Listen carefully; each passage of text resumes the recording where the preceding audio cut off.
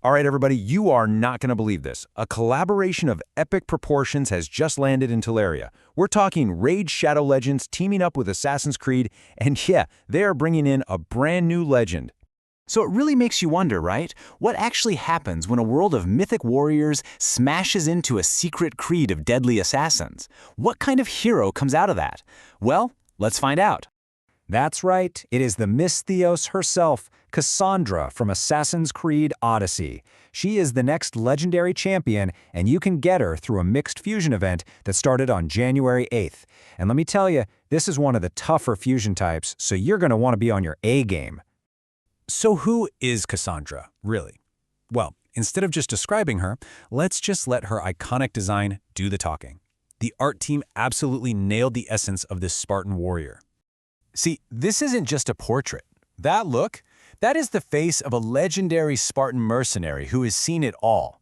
That quiet determination tells you everything you need to know about her long before she even thinks about drawing a weapon. And her gear is just this perfect blend of practicality and heritage. You've got the hardened leather and bronze armor, obviously ready for a fight, but that scarlet cape, that is pure Sparta. Every single piece is a tool for war and a symbol of who she is. And speaking of symbols, look at her weapons. She's not just carrying swords, she is literally wielding pieces of history. You've got the deadly curved copies in one hand, and in the other, the mythical broken spear of Leonidas. These aren't just weapons, they're legends, and that tells you everything about the kind of power she's bringing to Teleria. But here's the real bombshell. This is the biggest news of all. Kassandra isn't just another champion getting slotted into an old faction. No. She is the very first of something completely new. Everybody, say hello to the Argonites. This is the brand new 16th faction in the game. They're this powerful people from an isolated island chain with lore steeped in Greco-Roman myth. And after being on their own for centuries, they're finally joining the fight, with Kassandra leading the way. Now, before anyone starts to panic about their faction war's progress, and I know you are, let me just say this is super important. The Argonite's faction crypt will not open for at least 6 to 12 months. Plarium is giving everyone a ton of time to finish up Lydia and Mithrala, so you can relax, breathe easy. Okay, introductions are over. Let's get to the good stuff. What can this legendary Spartan actually do on the battlefield? It is time to break down her incredibly powerful and super unique kit.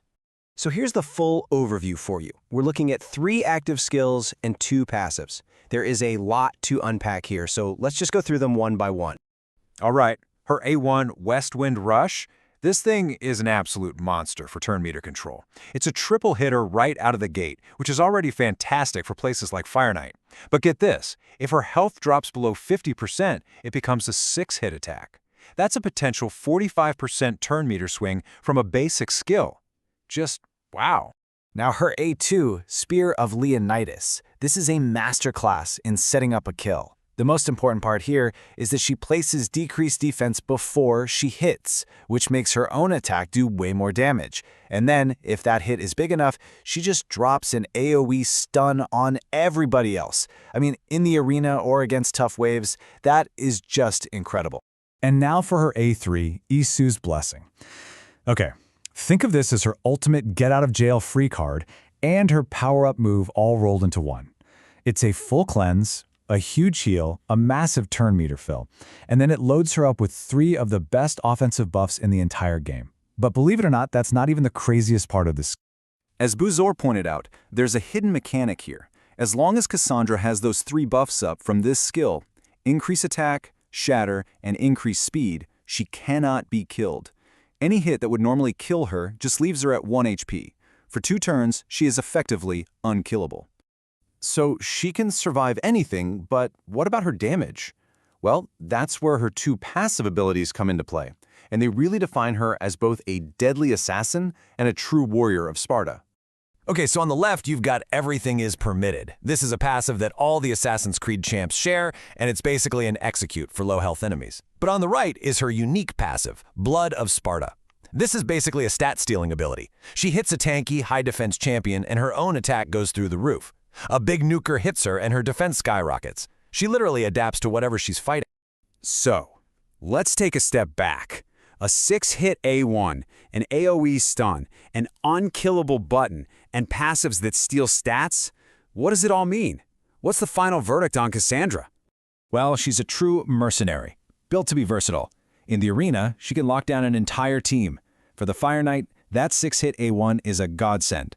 Against the Hydra or Chimera, her self-sustain, buffs, and that unkillable state make her an absolute top-tier option. She is a genuine, top-end champion for both PvP and very specific, high-level PvE. But, and this is a big but, there is a catch. To make her debuffs unresistible, she needs to be under a Veil or a Perfect Veil buff. The problem? There's nothing in her kit that lets her place one on herself. To be the absolute best she can be, she needs a little help from her friends. So, is she the next meta-defining champion? With a kit this stacked, the potential is definitely there. But that reliance on her teammates? That leaves a big question mark. One thing is for sure, though. As the very first Argonite and a limited-time assassin, the hunt to add this Spartan legend to your lineup is officially on.